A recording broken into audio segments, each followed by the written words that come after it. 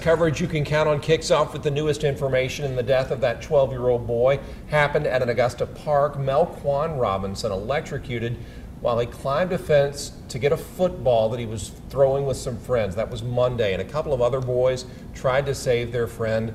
They were injured. Now a community left reeling, looking for answers to explain this tragedy. News Channel 6 is working hard to get those answers for you. Ashley Osborne is live tonight from Fleming Park. Ashley, today you spoke with the two deputies who were some of the first to respond.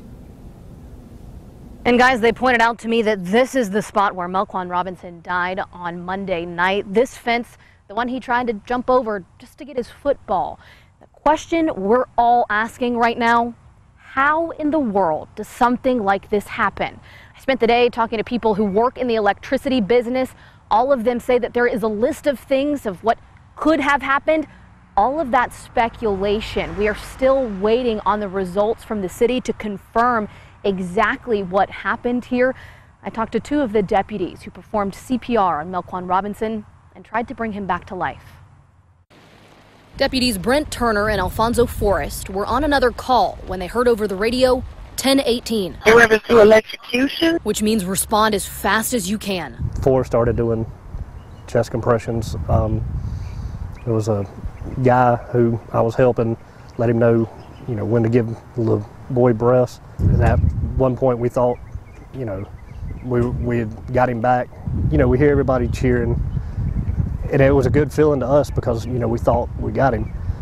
And when I grabbed him to check for a pulse and I didn't have anything, it was gut-wrenching. I had to tell Forrest, start back. We got to go, got to keep going. As we kept going, I can feel myself getting tired, but the only thing I can think in the back of my head, this could be my child.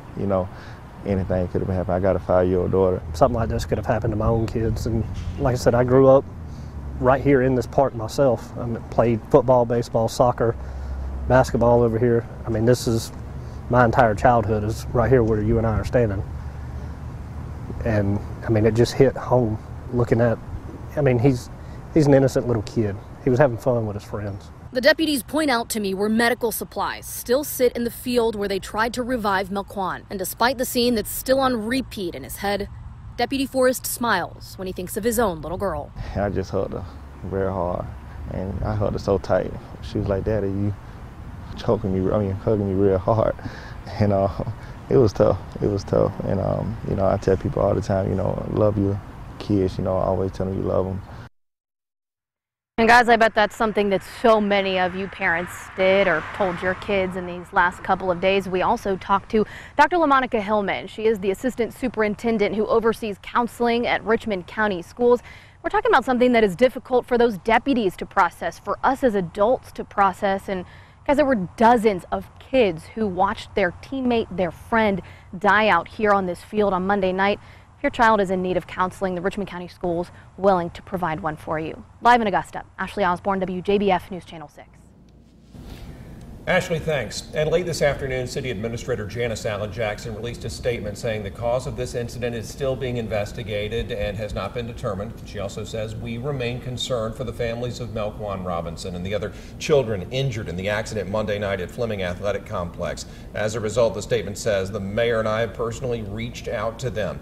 Ms. Jackson also says a qualified firm is looking into what caused the electrocution, and they're also checking the facilities at May Park, Diamond Lakes, McDuffie Woods, Eisenhower, Newman Tennis Center, and Fleming Tennis Center.